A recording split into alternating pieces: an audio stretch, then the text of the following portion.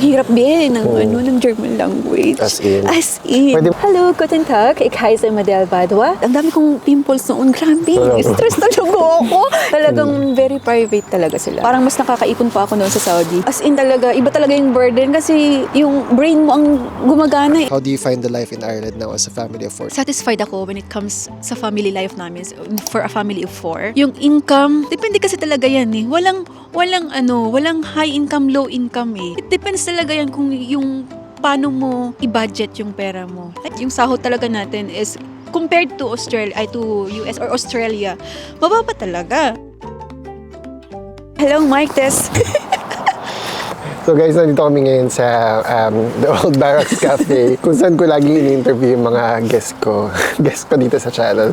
This is my favorite coffee shop kasi. So if you're in the area of Limerick, the Coffee Barracks Cafe dito sa Bird Hill, napakasarap ng coffee nila at napakabait ng mga staff. And even the cakes. Even the cake masarap. So, yan, nandito kami, napakaganda. Today, meron naman tayong isang kabayan na mag-share ng kanyang story dito sa Ireland. Pero it's a different kind of story because siya ay nagmula from Saudi to Germany and then decided to move. She decided to move here to Ireland. So, i-welcome natin ang ating one of my friends from ICU, Miss Madel Badwa. Hello, good afternoon. My name is Madel. So, I'm from Lawag City, Ilocos Norte.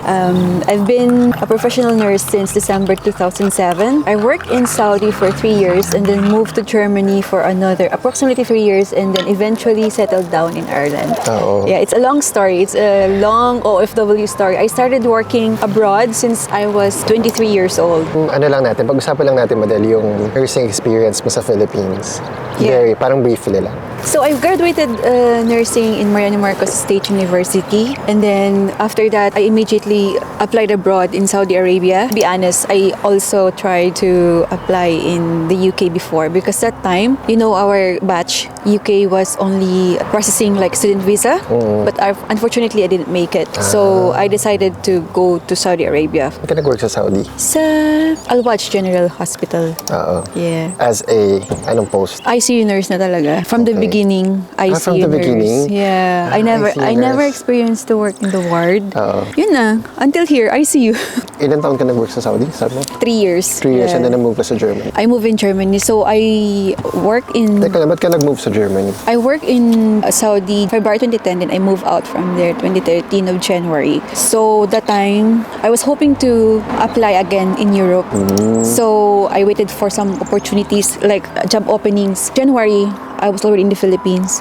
POEA told that there will be the triple win project. Triple win project for Germany. Project. Yeah, that's called the program Triple Win Project. So it's win-win-win. 1 win for the Philippines, 1 win for Germany, and 1 win for me as a nurse. So it's triple win. It's under the government of the Philippines. It's under POEA. So I've seen the news in TV Patrol yata noon. Sabi ko, sounds interesting. Ganun. Kasi sabi nila, you really need to study the language. You have to pass the A2 and then B1 exam. So it should be, you have at least passed the B1 exam and then you will finish the B2 course when you will be in Germany. Bali nakadalawa ako, B1 at saka B2. So professional level yon. Pag A1, A2, it's more on like parang beginner's level. Pero pag professional level, B1 and then B2 for the parang sa license mo na as a nurse. Kasi required talaga yon. March na release yung news. April or May, I went to Manila sa mismong POEA. So I submitted all the requirements and then they told me to wait for my for initial interview. I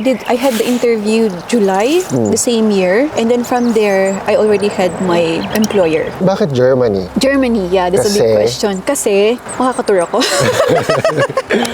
That's a big question kasi I'm really looking forward for the trips, like for the tour. Kasi I've always dreamt of travel around Europe. So pangarap mo talaga? Pangarap ko talaga. So I told myself before I should go to Paris, Netherlands. So ano ka pa nito? Single ka pa nito? Single pa ako. I should travel the world, sabi ko, before ako mag-settle down. So yun yung goal ko talaga. Hindi pa kayo ni Aji nito? Kami na. Kayo na, pero hindi pa kayo so yung 3 years ko na yun, gala talaga ako. Hindi ako nag-ipon. Gala talaga. He's in Saudi. Yung boyfriend mo? He's in Saudi, yeah. It's basically because of the the Schengen visa. Yun lang. And then, of course, experience na din because Germany is known for center of research, ganyan. Very advanced talaga sila. Standardized. Everything is standardized. So sabi ko, why not, di ba? There's an opportunity. So, Gusto at mo i-grab na lang. I-grab na lang. Tsaka libre naman. Wala na akong job that time. I'm jobless Pero galing ka that na time. Saudi, so Galing may ako pera na ka naman. Oo, may Naipon ka. ipon naman. Nakaalis lang ako ng Pinas Next April year. 2015. That's 2013, yeah, 2015, almost 2 years. Kasi ang tagal din ng language. Kasi inintay ko pa yung mga kasama ko. It's a group. Ang hirap din ng German language. As in. As in. Pwede mo ba kaming kausapin in German? Like, sabihin mo, pagsasabihin mo na thank you for watching this video. Like, share, and subscribe to Nurse Ventura's YouTube channel. Kaya mo? Hindi ko na maano yan. Anong kaya mo sabihin in German? Sabihin ko na lang nakasama kita and I'm sharing you my story like that. Hallo, guten Tag, ich heiße Madel Badua und heute ich bin mit mein Freund, heißt Emanuel Ventura und jetzt machen wir ein Video, so dass ich über mein Leben im Ausland als Krankenschwester teilen oder mit teilen to share my life. Palakpakan po tayo. Parang sarap pakinggan, no? Meron pa pala ako. Sige, gawin naman natin yung sabihin mo yung sinabi mo in Arabic. Arabic? Wala, hindi ko na maalala yun mga 10 years ago na yun, di ba? Kefalik. Kefalik. Ana Madel? Ana Madel? Ay, Madel, di ba? Yun, nakalimutan ko na mga Ano ba din? Between dun sa yung gap na yon, anong ginagawa mo? Nagka-work ka? Wala. Anong ginawa mo? Yun nga, yung language lang. Nag-aral lang ako ng language. Paano ka nabubuhay? Wala, palamunin. Palamunin Saan ka nakatira? lang.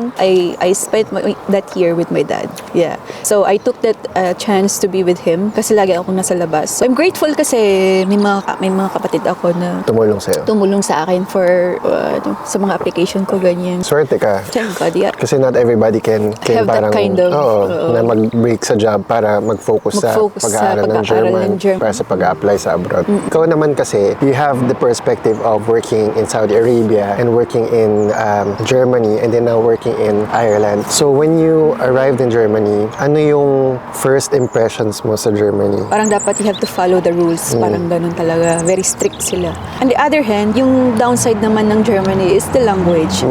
Which I think yun lang talaga yung nakapag-stop sa akin to stay there. Hirap intindihin, girl. Grabe yung first week ko or two weeks ko, sabi ko lang, yeah. Parang, oo. Yeah, tapos... Pero pasado ka na nito sa language, di ba? Pasado na ako ng B1, which is different pag native na yung nagsasalita kasi nginunguya. Okay. Or some are, parang yung terms nila is, it's not from the book. Parang street language. Dapat, alam mo girl, ang struggle ko doon is parang every after shift, it's an 8-hour shift. I always allot 1 hour after work to read. Read. Ang dami kong pimples noon. Grabe. Stress talaga ako. And I lost a lot of weight. Iba yung stress eh. Grabe talaga. As in, pag mental talaga, it's Totoo, no? Pag mentally stressed ka, Mentally talagang stressed affected talagang yung affected. lahat eh. When it comes to the environment naman, how did you find living in Germany? Yung weather, environment, and then the people around you. Nagustuhan mo ba? yeah. First environment, it's 100%. Maganda siya. Everything is green. Saan ka sa Germany? I work in University Hospital Freiburg. Southern part ng Germany, which is parang siya yung summer capital. So mainit siya. Mainit talaga? siya. Hindi siya mainit na parang sa Pinas. Parang Baguio lang. Maganda yung weather doon. Sakto lang. Balance lang. Summer is summer, winter is winter. Talagang hindi dito na laging sobrang gloomy. maulan. Yeah, sa people naman, isa pa yan sa mga downside na nakita ko. Based lang to sa experience mo. Oh, yeah, based from my We're talking experience. about based on her experience. Yeah, and we're personal not, experience. She's not yeah. speaking in behalf general, of... in general. So, sa tao naman is they're very private. Very private talaga sila. May limitations talaga na. Parang, hey, you're not my friend. Parang, Hindi mo pwedeng i-joke hindi na, mo "Hoy, pwedeng yung bibig mo. Well, very private. Very distant sa iba. But And then, professional. Unlike here, pero professional. Yeah, that is the extreme difference here in Ireland at saka sa Germany. The people here are lovely, very very approachable. They're very So friendly. parang kakwentuhan ka nila ng buhay nila. Oh, yeah, nakikita ka ng strangers, say, hi, hello. ganun. Mag-small talk sila sa'yo. Yeah, small talk lang. Ganyan. From where are you? Pero dun sa Germany, girl, hindi. No, I never experienced that. Okay. Hindi ko na-experience yun. Okay. Parang mas nakakaipon pa ako noon sa Saudi kaysa sa Germany. Ah, talaga? Yeah, kasi sa Saudi hindi tayo lumalabas, di ba? Kaming mga babae, hindi kami pwedeng shopping lang. Mall lang, mall. Pero sa Germany kasi, my net before, because I'm in the intensive care and I'm doing a lot of nights, and then weekends, and then overtime. Yung overtime ko, kahit included na yun, my net is around 2,000 euros. 2,000 euros? After bills. After bills, compare mo sa sa Ireland na medyo angat ng konti. Ang laki ng tax sa Germany. And then, included na doon yung health insurance ko, which I think I'm paying 35 euros a month before. That is compulsory. insurance? Yeah. Talaga? Yeah. Landed Germany, health insurance agad. Hindi ka pwedeng, you cannot escape from it. Rent ko noon, I was living in doctor's quarter, parang mga nurses, mga healthcare professionals quarter. Lahat nandun kami. Sa hospital? Sa hospital. Parang ano siya, parang doctor's quarter, yung parang apartment ng mga doctors and Oo. nurses, parang gano'n, which is walking distance lang sa main hospital, 5 minutes, ganyan. Okay. Yeah, it's just Oo. within the vicinity of the hospital. So, magkano Malaki bayad yung mo? hospital, Doon be. sa ano? Sa rent? Oo. 350. So, not too bad. Not too bad, Oo. pero ano na yun, be, parang, Solo room mo? parang studio style. Studio style. May common kitchen, may common toilet and bathroom. Okay. So, ang sayo lang is talagang Room. bedroom lang talaga. Single bedroom. And then, yung tubig, electricity bill, yun, hindi ko na maalala kung magkano. So, yun. Ang approximate na net ko noon is 2,000 a month. Sabi mo kasama na overtime? Kasama na overtime. Maliit na. Maliit. Oo, mas Maliit maliit siya, siya. girl. Kaya, travel lang talaga yung pera Oo. ko. Pero ano ba, hindi ba yan because that time you had less experience with nursing. Hindi ba yan experience-based? I think back to zero, hindi nila binilang yata yung years. Not like here in Ireland na binibilang nila yung experience mo, di ba? Day-to-day life in Germany is so nice. Day-to-day. The outside hospital is perfect. Kasi nakakalabas ako ng Germany. Pag off talaga ako, I don't stay that much in Germany itself. Bus lang, papuntang Switzerland, sa Strasbourg, sa France, shopping, ganyan. Or so the shift is 8 hours. So parang sa Pinas na morning late and night, 40 hours a week. Medyo siya, mabigat 40. siya. So 5 days a week. 5 days a week. Yeah. And then pag 1 week nights ka, 1 week off. So may meron din. may ganun sila, 1 week nights, 1 week off. So yun yung talagang ina-afteran ko yun kasi gusto ko yung 1 week off mahaba-haba, di ba? So yung day-to-day life ko, work, syempre pagpasok mo pa lang ng door ng hospital, tapos sabihin mo talaga, oh my God, mag-German na naman ako, mapagod na naman ako, may stress na naman ako, parang ganun, parang i-reprogram mo na naman yung brain mo to speak in So German. bago ka palang pumasok, German nasa-stress ka na. Oo. As in talaga, iba talaga yung burden kasi yung brain mo ang gumagana Nagka-translate siya every word. So, tapos yun, re-receive ka na ng handover. We call that Übergabe in German. Hindi pwede ang, inaantok. Di ba ganun tayo? Lalo pag morning nights, shift, inaantok ka talaga ganyan, hindi ka nakikinig. Kaya doon talagang alert ka talaga. Kasi pag na-miss mo yung isang word, wala na. Hindi, computerized kami. English ba or German din? German pa din, pati yung documentation. Yeah, lahat. 100%. 101% German. As in, wala kang makikita na English. As in talaga. Kaya dapat alert na alert ka talaga. When it comes to sick leave, meron ba kayong paid sick leave and then holidays? Yan yung maganda doon. May bayad. Tapos, if I feel like I'm having back pain or headache, I just call them, I cannot come to work. Hindi ako makaka-work ngayon. How many days? Ganyan. I think pag 3 days, kailangan mo ng cert. Cert, okay. Pero pag 2 days, pwede na wala ng cert. Pero ang holidays nyo doon, ang annual leaves nyo, Same ba ni dito. dito? Same. Around parang 5 weeks mataas. Depende sa experience. From the very first time na nag-decide na akong mag-Germany, sinabi ko na sa sarili ko na I won't be here for long. Oo. Kasi nga, yung first question mo noon, why Germany? Gusto ko mag-tour. Tour lang talaga. So you had that goal in mind na magtutour ako sa Germany, magtrabaho ako. Magtrabaho ako and then Pag nagawa ko na yun, pagkasal na ako, mag-settle down na ako in a place na pwedeng mag-work si Aji. Madami ako nakita noon na Pinoy na engineer, ganyan, na hindi nila nami-meet yung profession nila sa work Because, nila. Dahil sa language, dahil sa mga requirement, curriculum. Kaya sabi ko parang ayoko naman na ako lang yung nagpa-progress sa career. Gusto ko rin naman si Aji na mag-grow sa So, career yung niya. Civil engineer. He's siya. working in Saudi that time. Ano naman ang nagustuhan mo sa Ireland? Anong first na nagustuhan mo sa Ireland? The people. It's the people. Yeah, I love the people. Ano sila, very friendly, approachable. You can be yourself. In a general sense, the people here are friendly. Like, pag sa shop, and then sa labas, mga strangers na meet mo, kakausapin ka nila, small talk. Pag may kasama ako ng dog, talagang hihinto sila, alam mo yun. Pero there are, syempre, like anywhere else, meron talaga mamimit ka na hindi mo magugustuhan. Ganun. Meron talaga. Diba? Anywhere ka magpunta. So, in a general sense, the people here are lovely and friendly. Yeah, in fairness, talagang kahit sa work, parang I feel... So, kakausap lang natin. Hindi what I mean, in general. In general, You can be yourself. You can laugh out loud. Kasi nung sa Germany ako, sabi ng isang sa akin, why are you always smiling? Sabi niya, di ba tayong mga Pinoy, so konting bagay lang, matawa ka na talaga.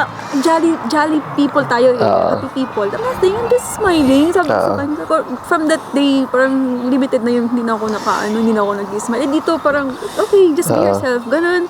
Ayun. Kasi ito may tatanong ako kasi syempre you've been living here in Ireland for the last 7 years na. 7, di ba? 7 years na. May mga nag-comment kasi sa akin, may mga nagsabi na parang here sa Ireland daw, even like 10 years, 20 years na yung mga nurses or mga Pilipino, hindi pa rin nakakapag-invest or hindi pa rin nakakapagbili ng sarili nilang bahay, ng mortgage because of the high cost of living. So parang sabi nila, very true. But then, what is your experience with regards to the cost of living and with regards to the parang pag-dip into sa property ladder dito sa Ireland? Kasi alam ko, meron ka ng bahay. Ikaw yung isa sa mga una nagkabahay sa atin. So, share mo yung experience mo when it comes to that. Yung cost of living dito talaga sa Ireland, ang mahal. Sobrang mahal. Alam mo nung first grocery ko, nung nandun ako sa Limbre. So, yung budget ko is 20 euros, which yun yung budget ko nun sa Germany.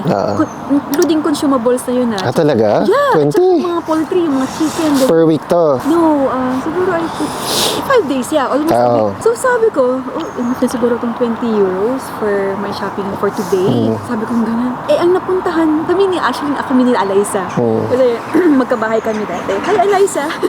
Di nagpunta kami, I think sa Tesco. Kasi Ilocano, di ba? Ilocano. Sa Tesco kami, kasi walking distance lang siya. Na-shock talaga ako. Yung Dove na shampoo mga 5 euros, 6 euros. Ang bili ko lang naman sa Germany, girl, 2 euros. Sabi ko, talaga? times 3. Sabi ko, ganun. Kung saan kayo mapupunta itong 20 euros? Sabi ko, mahal. Sabi ko, ganun, mahal siya. Sabi ko, ganun. Medyo napaisip ako, dapat mag-budget talaga dito. Ganitong ka-tight yung, ka-high cost of living. Kasi malayo siya talaga sa Germany. So yun, nag-adjust talaga ako. Tapos may plan na ako noon na kunin yung asawa ko. Kasi asawa ko kasi Alice. So I have to save up money for the show money. Ang ginawa ko, girl, alam mo, to be honest, yung first 3 months ko, kasi yun yung parang adjustment time na nag-posit tayo sa mga bahay. Kasi diba, yun yung style natin noon, lumalabas tayo dun sa parang host family, di ba? Para makasave ka, kailangan mong mag-deposit ng malaki. Pero parang investment na rin yun kasi babalik sa'yo yung 600, which is mas malaki siya. So, ganun yung ginawa namin, Eliza. After wala pang 1 month doon, lumipat na kami. Nagtingin na kami ng bagong bahay. So, nag-open ako ng savings account. Ginawa ko yung 500, ganun every payday. So, makakasave ka ng 1,000 each month. So, yun. Ganun ang ginawa ko. Nag-save ako. Then, mind setting lang talaga. Kasi kahit gano'n man kamahal or kahit ka-cheap yung kung talagang nakaset na sa mind mo na, I have to save this. Kahit ganito lang yung sahod ko.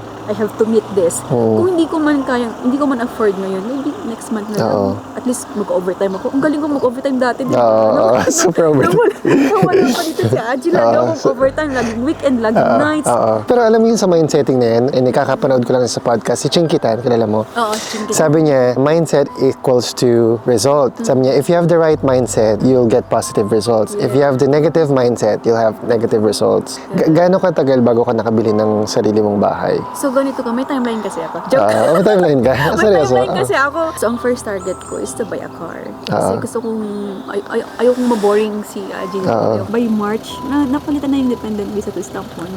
Pwede na silang mag-work. Diba dati hindi pwedeng mag-work ang dependent visa. Doon na kami nag-isip ni Aji to save for A house. Yung, alam mo si Aji, sariling sikap din siya naghanap. Yung work niya noon, until now, same pa din. Diba? Okay. Nahirapan ba siya maghanap ng work? Nahirapan naman siya sa nag-post siya sa LinkedIn. 2 years ka pa lang sa Ireland nung nag-apply ka for a mortgage. Yeah, 2 years and 2 months yata, or 2 years or 3 months. Okay. How's the journey? Kasi may mga tao na nagsasabi, paano ka makakapag-down, na makapag-save ng down payment sa mortgage? Mindsetting talaga. Saka mindset. Wala kasi sa mindset ko na magsistay ako dito before. So, hindi ako nag-save. So, anyway, yung journey mo, so, paano nag-start? Ito na. So, yung story is that, so, after the car, talagang pinush na. Then, nanganak ako February 2020. May budget na kami that time, which is not intended for mortgage. It's intended for me to stay in the Philippines for 6 months for my maternity leave. I want to be with my family. Kasi alam mo yung postpartum blues, depression. It's a big twist of fate na COVID. Pandemic. Okay. So yung budget ko na yun, na pa-uwi natin na niya for 6 months, sabi ko, saan mapupunta to? Ikaw na magagastos. Hindi na kami kahit man lang travel or shopping, restricted na lahat, di ba? Lockdown. Sana all, parang sana, from the mind, saan gagastos yung pera? Saan ako ito gagastosin? Yung problema ko. Kasi alam mo, yung postpartum blues, it's real. Talaga ba? Ay, grabe talaga, maluloko ka talaga anong gagawin ko. Ganyan. Tapos COVID pa. Sabi, bilhin na tayo ng bahay. Ganun. Ito, i-view natin, kapit-bahay lang natin, which is yung bahay namin ngayon. Tatlong bahay yata yung view namin noon ni Ella. Within the vicinity lang ng apartment niyo. Bago pa. Yun yung pinakabago na second-hand na venue ko. Gusto ko sana noon ng brand new. Kaso lang, takes time na makuha mo yung susi. So, gusto ko na noon na mag-stop si Aji after na makuha namin yung bahay. Kasi babalik na ako ng work by December. Yung matapos ng maternity leave ko by December. Ayoko yung nag-childminder kami for Onya. First baby namin. Alam mo, very gusto mo hands-on kayo. Hands-on, very gentle ka, lahat perfect. Totoo. Diba? First baby. Ganyan din ako sa aso ko eh. Ayoko iniiwan siya sa iba. Yun yung talaga mentality ko. Ayoko siyang iwan sa iba. Talaga. Sabi ko kay Aji, hard decision talaga. Pinag-isipan namin dalawa. I only got the property for only 185,000. 185,000 before the pandemic, during the pandemic. During the pandemic, 3 bedrooms. 2 baths. Sabi ko nga, COVID it's like a blessing. A curse and a blessing. Yeah, it's a blessing in disguise. Na-realize ko doon na ano ba talaga ang importante sa buhay. Parang yung mga thoughts mo na, ay, dapat pala mag-save, invest. Yun yung ano ko. So, iyan mo lang sa amin yung process ng pag-procure ng property. Sige. Pero ma-convince mo yung bank that you will be able to pay the repayments. You prove to them na kaya mong mag-save for such amount in a month. Like for example, 1,000 per month, ikaw, Boyet, na mag-isa. 1,000 per month, solid yon. Hindi ka nag-withdraw from that account. Plus, i-compute nila yung rent mo. For example, you're paying 300 or 400 for a single bed. So, ang i-compute ng bank na savings mo a month, it will be 1,300. They will consider your rent as your savings. Okay guys, we had to change camera. Kasi naubusan na yung namin. Naubusan na kami ng battery. Do you still find living in Ireland parang livable pa rin ba na for the family of 4 na nakakapag-save pa rin kayo for investment? You're living a good life pa rin ba? Or talagang natitipid ka masyado? How do you find the life in Ireland now as a family of 4? Nung kami lang ni Aji, it's quite maluwag kami. Kahit sa Pinas, medyo malaki-laki yung pinapadala namin. Pero ngayon, medyo naging tight na kami sa budget kasi 2 na yung anak namin. Pero, we didn't stop saving. Same pa din. I kept it. Same credit union and same savings account. Kasi lagi kong iniisip yung mga bata eh. Pag tinitingnan ko sila, tapos paano kaya buhay ng mga anak ko pag wala na kami, ganyan, di ba? Sobrang haba na ng vlog na. Hindi na namin pwede itakal ngayon yung pagbili nila ng second property. So, nakabili na lang sila ng second property, nag-aantay na lang silang lumipat. So, isi-share niya rin sa atin yun. Thankfully, sa susunod na, sa part 2 ng vlog namin, kung paano yung transition nila from their first home to buying their second home dito sa Ireland. So, iba-iba yung experiences ng tao dito. Yung iba, nahirapan bumili within the 20 years na sila dito or 10 years na nag-work. It's just because iba-iba yung priority ng mga tao, I think, no? Iba-iba yung mga goals eh. Hindi mo pwedeng sabihin na lahat 10 years, 20 years na hindi makabili ng bahay. It's a matter of personal preferences eh. Pero just for the sake of closing this vlog, on a scale, on a level of satisfaction from 0 to 10, 10 is the most satisfied ka with living here. Nasaan yung what scale? I'd say, kasi magse-settle down na talaga kami. So, I'd give 9 or 8 in between. Kasi, yun nga, may work-life balance dito as a nurse. Satisfied ako when it comes sa family life namin for a family of 4. Yung income, depende kasi talaga yan eh. Walang high income, low income eh. It depends talaga yan kung yung paano mo i-budget yung pera mo. Like kay Jean, tingnan mo nakabagbahay siya na single income lang. Walang mataas, diba? Depende sa iyo yan. Depende sa expenses mo at saka sa budgeting. Yes, and would you consider moving elsewhere na mas mataas yung sweldo? Diba, I'm satisfied here, 8 to 9, diba, sabi ko. So may 1 pa. Hindi. Oo, yung sahod talaga natin is compared to US or Australia, mababa talaga. Pero girl, if you see the benefits naman, parang magbabalance and magko-compensate silang lahat. So like for example, yung sick leave, ganyan. Yung maternity leave mo dito, 6 months, di ba? Doon, ilang months lang yata. I don't know, weeks yata. So yun. So, at saka ayokong mag-workaholic. Tumatanda na tayo, girl. Nag-gray na yung buhok ko. Pero pag tinitingnan mo din kasi, ang isa pang downside dito sa Ireland, yung weather. It's gloomy. Kasi nga, laging gray, laging gloomy. Yun lang ang downside dito pero pag summer, pag tingnan mo sa outskirts, ang ganda, di ba? Ang ganda. So, gusto nating mag-thank you kay Miss Madel Badua na mag-interview at i-share ang kanyang wisdom and experience, syempre, valuable experiences from Saudi Arabia to Germany, to Ireland. Sabi nga nila, the best teacher is parang learning from the mistakes of other people and the experience of other people and trying not to do them, So parang with her sharing her experiences, nag-gain na rin tayo ng wisdom regarding sa life in Germany and Ireland. So thank you for being here in the channel after 4 years. 4 years na po nagba-vlog and then ngayon lang siya nag-visit sa channel natin. See you next time, okay? Ang haba ng vlog na to. Ano ba yan? Edit mo na lang. Edit na lang tayo. Bye, guys. Timing. Hello. Wait lang. Sarado na ba yung mo? Yung mic mo? May ilaw pa ba? Hindi ko alam. Tingin? Girl, sarado na. Ay! Alam ko! Paano yan?